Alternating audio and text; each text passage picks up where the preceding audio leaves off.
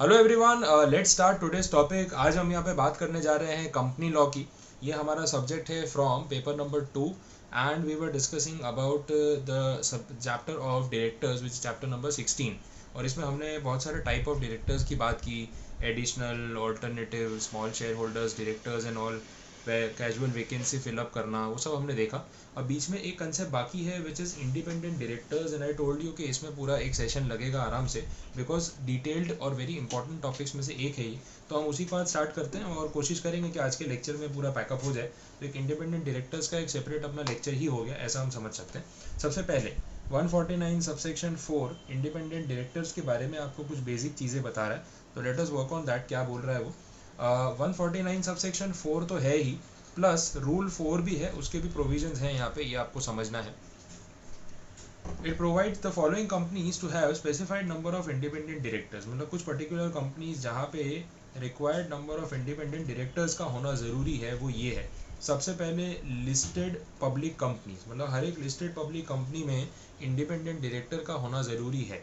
और कितने independent director होने चाहिए उसका काउंट यहाँ पे बोला हुआ है, 1/3 of total number of independent directors. तो जितने भी डायरेक्टर्स हैं, एटलीस्ट 1/3 नंबर ऑफ टोटल, ठीक है, टोटल में से 1/3 जो है वो इंडिपेंडेंट होने चाहिए, बाकी के अदरवाइज होंगे तो चलेगा। एक्सप्लेनेशन में क्या बोला है, any fraction content in such 1/3 number shall be rounded off as 1।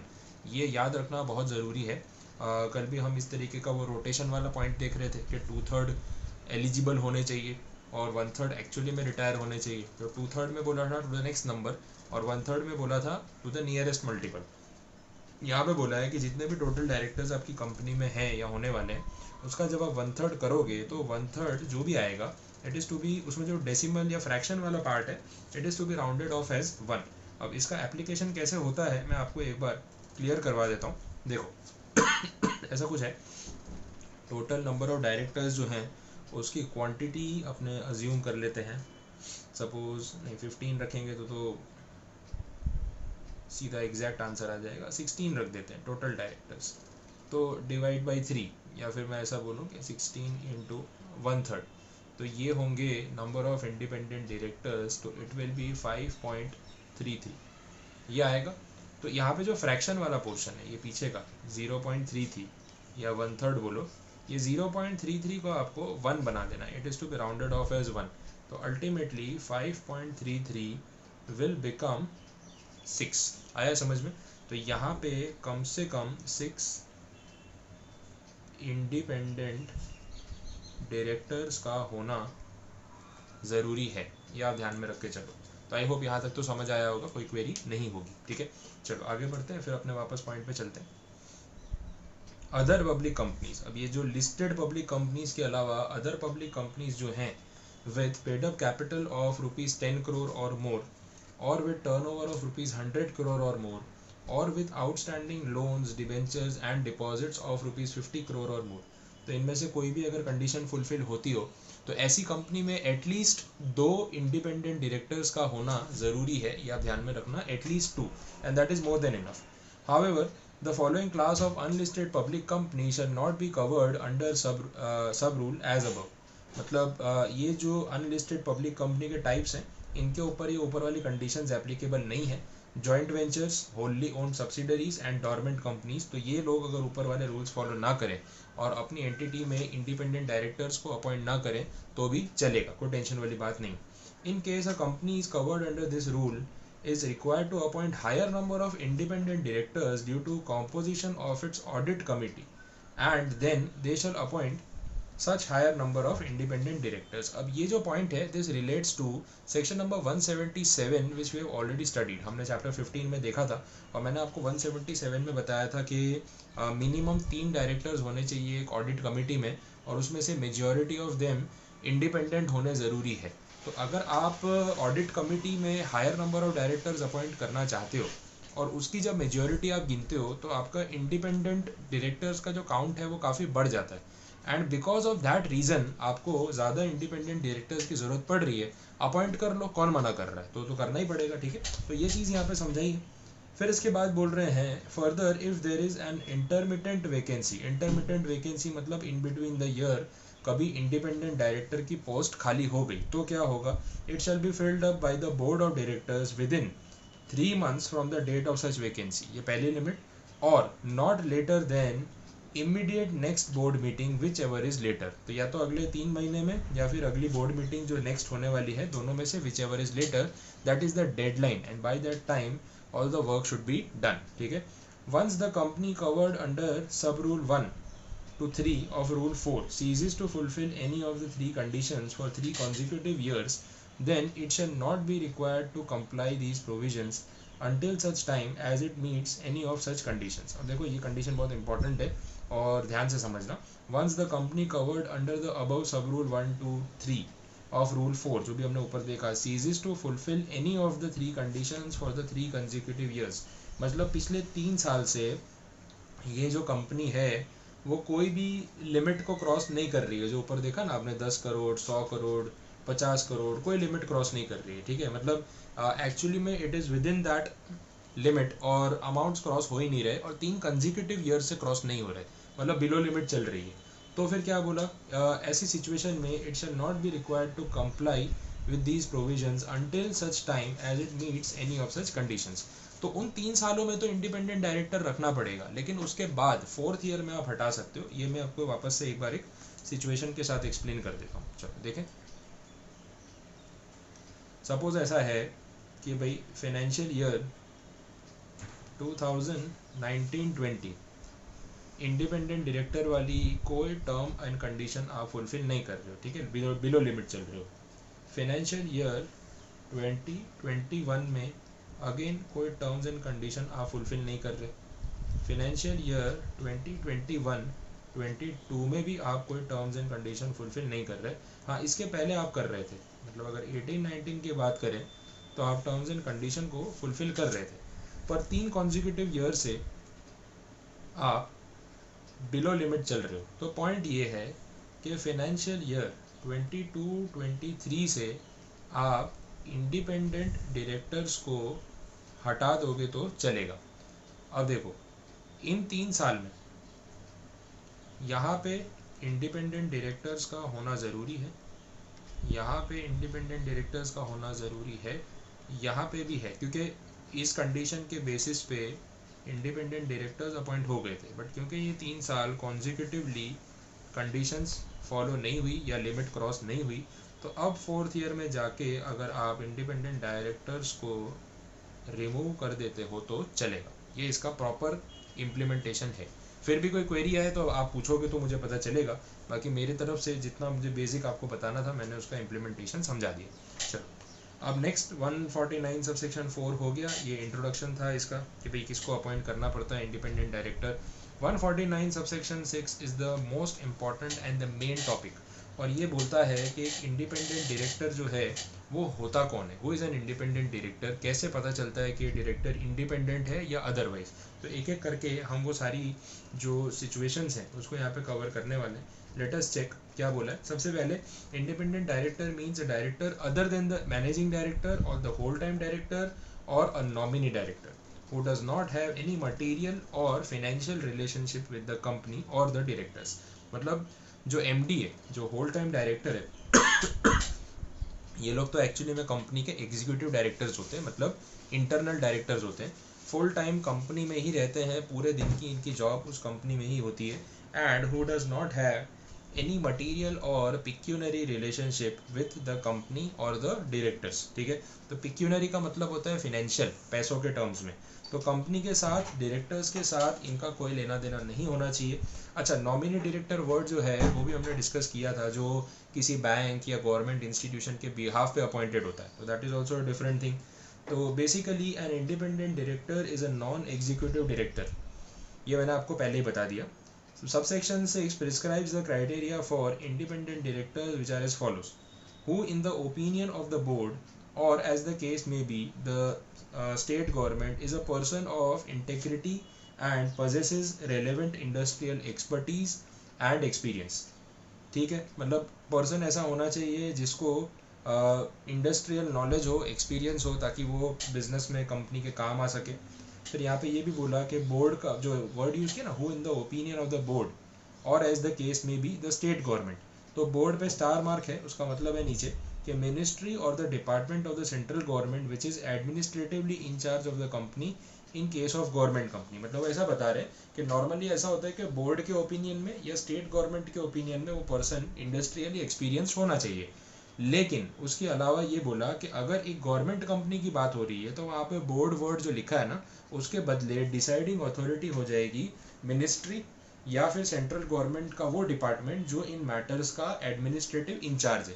तो रिप्लेसमेंट की बात हो रही है, इसलिए स्टार मार्क किया है। Such individual shall not be a promoter or related to promoter of the company और इट्स होल्डिंग सब्सिडरी और एसोसिएट कंपनी। सीधी बात है ना, कंपनी का प्रमोटर या कंपनी के प्रमोटर का रिलेटिव या फिर कंपनी की होल्डिंग सब्सिडरी या एसोसिएट में कहीं पे कुछ प्रमोटर हो तो फिर वो इंडिपेंडेंट कैसे हो सकता है। इंडिपेंडेंट मतलब आउटसाइडर जिसका कंपनी के साथ कोई लेना देना ना हो, ये आपको ध्यान रखना है।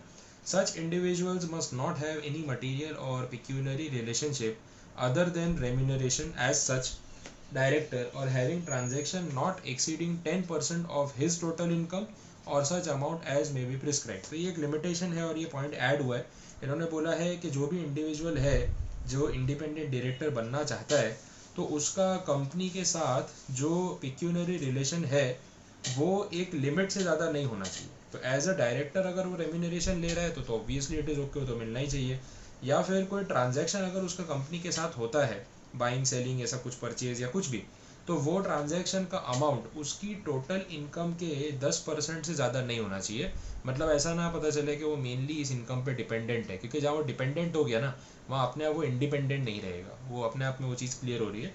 और such amount as may be prescribe during the 2 immediately preceding financial years or during the current financial year with the company or its promoters, directors, holding, subsidiary, associate। ठीक है, तो ऐसा बोल रहा है during the 2 immediately preceding financial years, मतलब पिछले 2 साल और ये वाला करंट ईयर जो चल रहा है। तो इन शॉर्ट 3 अलग अलग साल की बात हो रही है।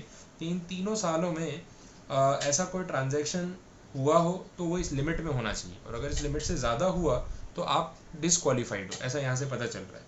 फिर बोला कि ये सारे कानून जो हमने इतनी मेहनत से बनाए हैं वो सिर्फ आपके लिए है, हम तो सरकार है और हम सरकारी कंपनी होते हुए अगर ये सब फॉलो करने लग गए तो हमारी रेपुटेशन का क्या होगा। ठीक है, तो हम नहीं फॉलो करेंगे, दैट इज़ वेरी क्लियर।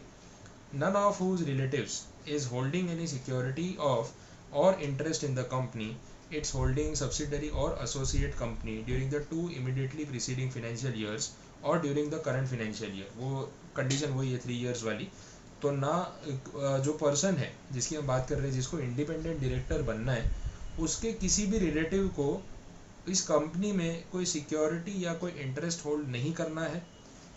इसकी होल्डिंग, इसकी सब्सिडरी या इसकी एसोसिएट के साथ भी कोई सिक्योरिटी या कोई इंटरेस्ट का कोई इन्वेस्टमेंट नहीं होना चाहिए। ये बात इंडिपेंडेंट डायरेक्टर की कैंडिडेट की नहीं हो रही, ये उसके रिलेटिव्स की हो रही है कि उसके रिलेटिव्स का भी ऐसा कोई इन्वॉल्वमेंट नहीं होना चाहिए। अब रिलेटिव्स में बेसिकली फैमिली मेम्बर्स आते हैं, पेरेंट्स, स्पाउस, चिल्ड्रन, सिबलिंग्स, जो एक घर में रहते हैं। ठीक है, the first family, provided that the relative may hold security or interest in the company of the face value not exceeding 50 lakh rupees, ये अलाउ किया है। Or 2% of the paid up capital of the company, its holding subsidiary और associate और such higher sum as may be prescribed।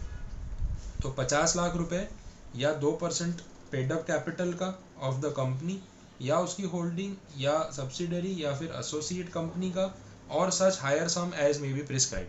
तो यहाँ पे 3 limit है, एक 50 लाख, एक 2% of paid up capital of the main company और इट्स एसोसिएट्स, या फिर अगर और भी रूल्स में कोई हायर सम प्रिस्क्राइब किया हो तो वो भी हम देख सकते हैं। ठीक है, तो इनसे ज़्यादा, इन तीनों में से ज़्यादा अमाउंट का अगर होल्डिंग रिलेटिव्स का है तो फिर आप डिस्क्वालीफाई हो जाओगे।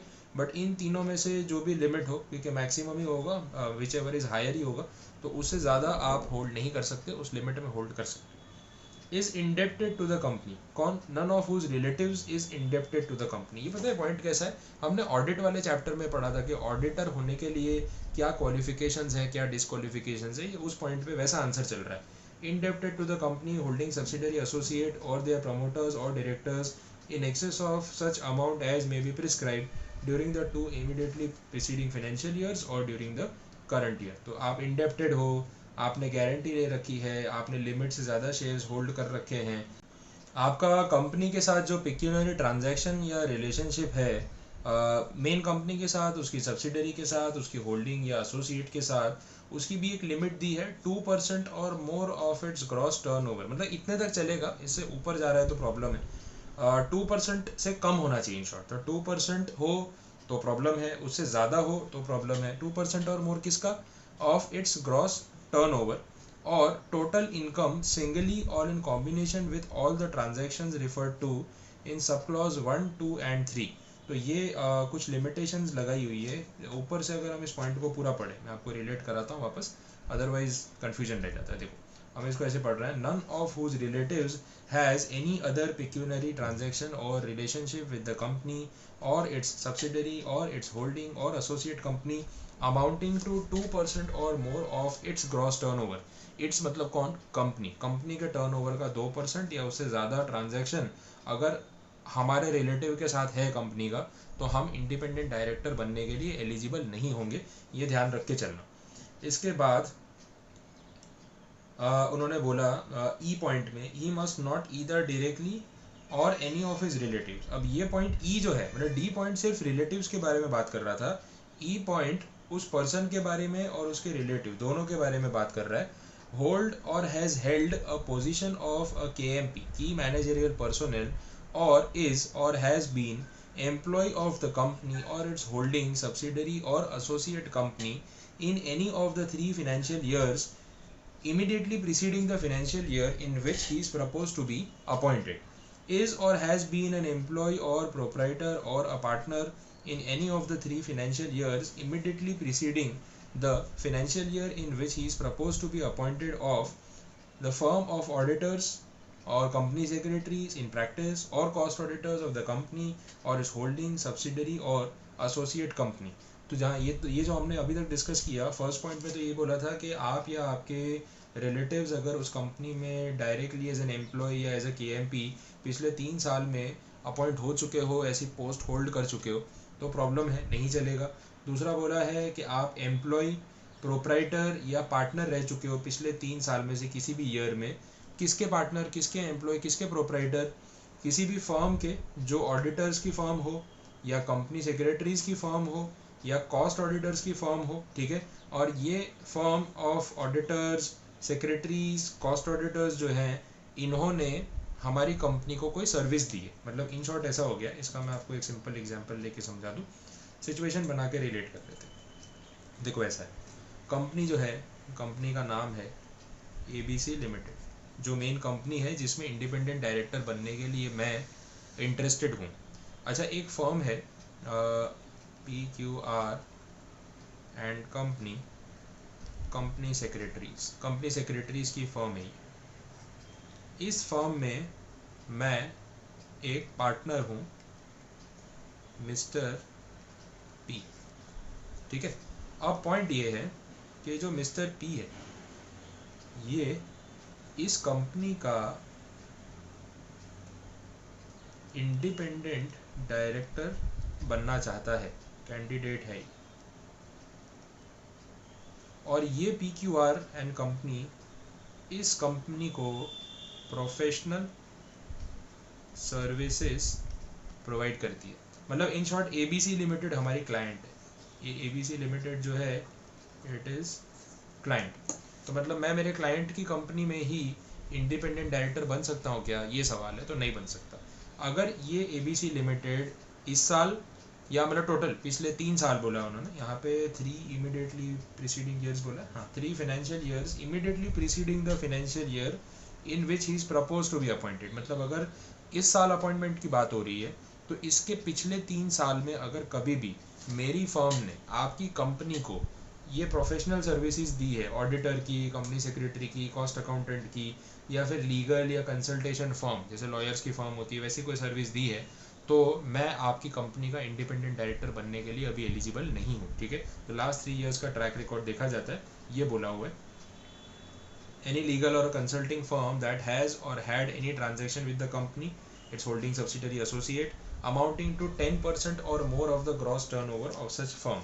हाँ, तो इसमें ये बोला है कि अगर लीगल और कंसल्टेंसी फर्म वाला केस है, तो उसमें 10% टर्नओवर तक चलेगा, मतलब हमारी फर्म का जितना भी टोटल टर्नओवर है उसका अप टू 10% इस कंपनी से ट्रांजैक्शंस में आ रहा हो तो चलेगा। लेकिन ऑडिटर, कंपनी सेक्रेटरी और कॉस्ट ऑडिटर वाले में ऐसी कोई लिमिट नहीं, वहाँ तो स्ट्रिक्ट नो है। स्ट्रिक्ट नो मतलब कोई अमाउंट का कंसिडरेशन ही नहीं। बट कंसल्टेशन और लीगल फर्म वाले में up to 10% of our turnover, of the firm's turnover, up to that limit it is okay. और उससे ज़्यादा टर्नओवर मेरा उस कंपनी की वजह से हो रहा है तो मैं उस कंपनी में फिर इंडिपेंडेंट डायरेक्टर नहीं बन सकता, और रिस्ट्रिक्शन तब आएगा। Next point, holds together with his relatives 2% और more of the total voting power of the company. ऐसा पॉइंट तो हमने पहले भी देखा। हाँ, अगला पॉइंट अच्छा है। इज अ चीफ एग्जीक्यूटिव और director by whatever name called of any non profit organisation that receives 25% or more of its receipts from that company, any of its promoters, directors, holding subsidiary associates, or that holds 2% or more of the total voting power of that company, then also he is not eligible for office of independent director। मतलब ऐसा हो गया कि एक situation है यहाँ पे, देखो एक एग्जांपल और फ्रेम करते हैं। कंपनी है ABC लिमिटेड, मैं हूँ मिस्टर पी, जैसे पिछले एग्जांपल में भी था। मिस्टर पी इस कंपनी में इंडिपेंडेंट डायरेक्टर बनना चाहता है, तो ये कैंडिडेट हो गया, ऐसे हम बोल सकते हैं। अब ऐसा है कि एक NGO है, ठीक है, इस NGO में mister P chief executive officer है या डायरेक्टर है या bye whatever name called, और ये NGO को पैसा मिलता है ABC लिमिटेड से। ये आपको समझना है, ABC लिमिटेड इस NGO को पैसा डोनेशन के नाम पे देती है। और कितना पैसा देती है, जितना भी देती हो, इस NGO का टोटल कलेक्शन, ठीक है, टोटल रिसिप्ट जितना भी होता है उसका 25% और मोर इस अकेली कंपनी से आता है ABC लिमिटेड से। अब आप सोचो, जो इंसान या जो कंपनी आपको 25% रेवेन्यू देती है, या आपके रिसिप्ट, आपकी कमाई का 25% या उससे ज़्यादा हिस्सा अगर किसी से आ रहा हो, तो वो क्लाइंट आपके लिए कितना इंपॉर्टेंट हो जाएगा, ठीक है। वो ABC लिमिटेड की इम्पोर्टेंस आपके लिए बहुत हाई होगी। तो आप ही के NGO का एक बंदा अगर यहाँ इंडिपेंडेंट डायरेक्टर बनने की बात कर रहा है, तो वो कितना इंडिपेंडेंट हो सकता है और कितना नहीं, ये तो आपको यहीं से पता चल रहा है। वो 25% बहुत भारी अमाउंट है, समझ में आ रहा है। तो ये चीज़ का रिस्ट्रिक्शन आने ही वाला है कि ऐसा तो हो ही नहीं सकता है कि फिर मिस्टर पी या इंडिपेंडेंट डायरेक्टर बन जाए, तो वो रिस्ट्रिक्शन है। दूसरा, वो 2% वाला पॉइंट भी बोला है, और दैट होल्ड्स 2% और more of the total voting power. वो तो ऊपर जो था वैसे ही हो गया ना, कि आप या आपके रिलेटिव, तो यहाँ अकेले की बात हो रही है। तो ये जो चीफ एग्जीक्यूटिव डायरेक्टर ऑफिसर जो भी है मिस्टर पी, अगर ये सामने वाली कंपनी में 2% या उससे ज़्यादा वोटिंग पावर होल्ड कर रहा है, तो भी गड़बड़ तो है, तो भी नहीं चलेगा। फिर भले वो 25% वाली लिमिट क्रॉस हो रही हो या ना हो रही हो, क्योंकि और लिखा है, एंड नहीं लिखा है। तो अगर सपोज ऐसा है कि ABC लिमिटेड से जो डोनेशन आता है, जो रिसिप्ट आता है, वो 25% ना होके 20% है सपोज, लेकिन मिस्टर पी का इस ABC लिमिटेड में 2% या उससे ज़्यादा वोटिंग पावर है या शेयर्स का होल्डिंग है, तो भी वो डिस्क्वालीफाई हो जाएगा, ये समझना है, ठीक है। और वाली कंडीशन है। F पॉइंट में बोल रहे हैं who possesses such other qualifications as prescribed in rule 5। ये तो अलाउ कर रहे हैं कि ये सारी क्वालिफिकेशंस आपके पास होंगी, then you are most welcome, ऐसे करके बताया हुआ है।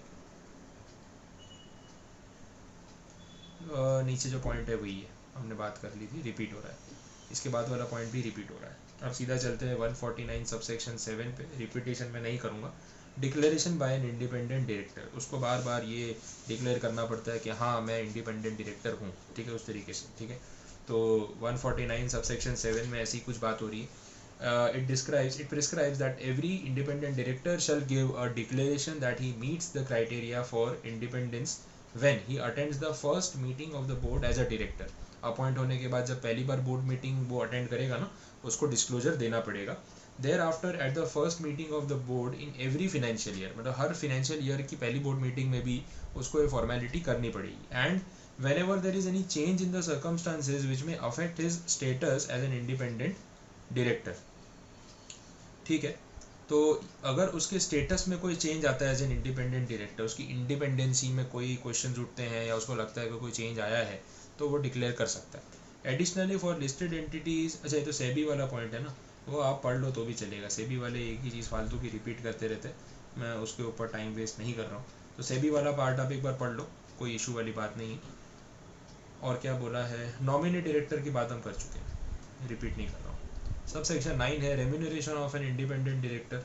रेम्यूनरेशन जो है उसमें पहली चीज़ तो ये बोली कि इनको कोई स्टॉक ऑप्शन मत देना, मतलब जैसे बाकी डायरेक्टर्स को शेयर्स ऑफर होते हैं, इनको कोई शेयर्स ऑफर नहीं होते, ये ध्यान रखना है।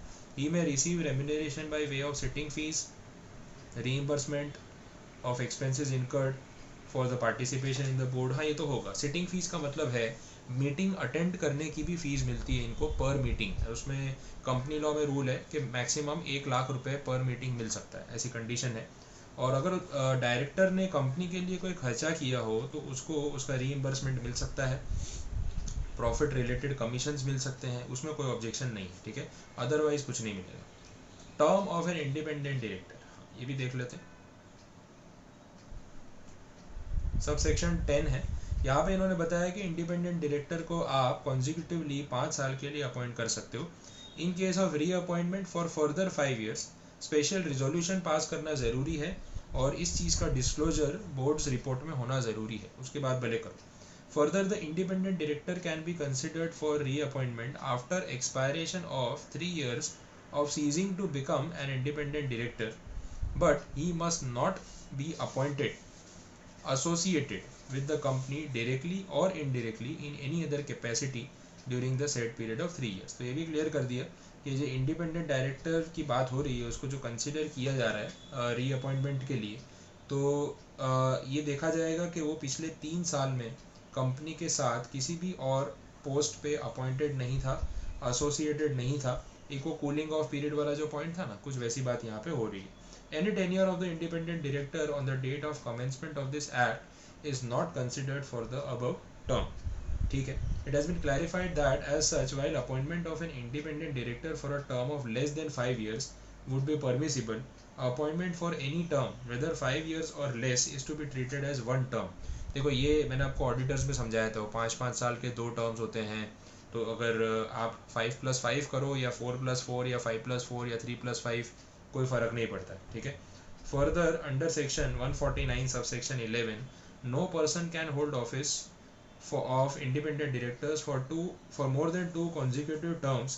Such a person shall have to demit the office after 2 consecutive terms even if the total number of years is less than 10 years। ये सेम ही हो गया, वही चल रहा है, 3 साल का कूलिंग ऑफ पीरियड, 5-5 साल के 2 मैक्सिमम टर्म्स। तो ऑडिटर वाले में हमने सेम पढ़ा हुआ है, तो अगर आपको याद है ना तो कोई फ़र्क यहाँ पे मुझे दिख नहीं रहा है, ठीक है। कूलिंग ऑफ वहाँ पे 5 साल का होता था, यहाँ पे कूलिंग ऑफ 3 साल का है, बस उतना फ़र्क है। बाकी कंसेप्ट पूरा सेम जा रहा है। तो आपको वो कंसेप्ट पता है ना, तो इस कंसेप्ट में आपको ज़्यादा दिमाग नहीं लगाना है, सिर्फ नंबर्स एक बार देख लेने हैं कि कुछ फ़र्क हो। और फ़र्क एक ही है, वो 3 years वाला point, 3 and 5। Cooling of period की ड्यूरेशन अलग है, बाकी कुछ फ़र्क नहीं है। The provisions of retirement of the directors by rotation are not applicable on independent directors। क्योंकि उनको जब एक फिक्स टर्म के लिए आप अपॉइंट कर रहे हो तो आप कैसे बोल सकते हो कि हाँ भाई आप तो रिटायर हो जाओ अगले ही साल रोटेशन से, और आपका नंबर आ चुका है भाई, 5 साल बोला था फिर अगले ही साल नंबर आ गया, ये क्या बात हुई? तो ऐसा नहीं हो सकता। Further, in case of the independent directors, the explanatory statement relating to their appointment should contain a declaration from the board that in their opinion the independent directors satisfy the conditions provided in the act for such appointment, ठीक है। वो तो है कि conditions आप satisfy कर रहे हो, ये आपको प्रूव करना है। सिटिंग फीस वाला पॉइंट मैंने अभी आपको बताया, वो 1 लाख रुपीज़ वाली जो बात कर रहा था कि सिटिंग फीस और वो सब दे सकते हैं, और इसके साथ और भी कुछ कंडीशंस हो तो देखें एक बार। ये सब मेजरली वो लोग लेके जा रहे हैं फॉर सेक्शन 197 एंड 198। ये अगले चैप्टर का पार्ट है, तो अभी हम इस पर ज़्यादा बात नहीं भी करेंगे, चलेगा, आप सिर्फ रीड करके रख सकते हो। मैं आपको अगले चैप्टर में इसको डिटेल में समझाऊंगा KMP वाले टॉपिक में। और लास्ट पार्ट है इसका role of an independent director. ये मैंने लिखी दिया है, सेल्फ रीडिंग है, आपको इससे ये पता चलेगा कि एग्जैक्टली ये काम क्या कर रहा है, क्या इसका रोल है। थियोरेटिकल आंसर है, कुछ हट के पूछना होगा ना, मतलब सिंपल सा और डिफ़िकल्ट भी हो जाए आपके लिए। देखो इजी आंसर्स को ना हम बहुत लाइटली लेके चले जाते हैं एग्जाम में कि यार ये तो लिख लेंगे, देख लेंगे, और ये जब आ जाता है ना एग्जाम में तो फिर पता नहीं चलता क्या लिखना है। तो इसको रीड करना बहुत ज़रूरी है, ये ध्यान में रख के चलना, ठीक है। तो इसके साथ हमारा फाइनली इंडिपेंडेंट डायरेक्टर्स का पूरा टॉपिक कंप्लीट हुआ, और मैंने आपको बोला ही था कि पूरा सेशन लगेगा। अब आपको इसमें कोई डाउट हो तो आप पहले उसको पूछो, क्लियर करो, क्योंकि ये इंडिपेंडेंट डायरेक्टर्स का कंसेप्ट जो है हर जगह बार बार आता रहता है, ठीक है। Thank you so much.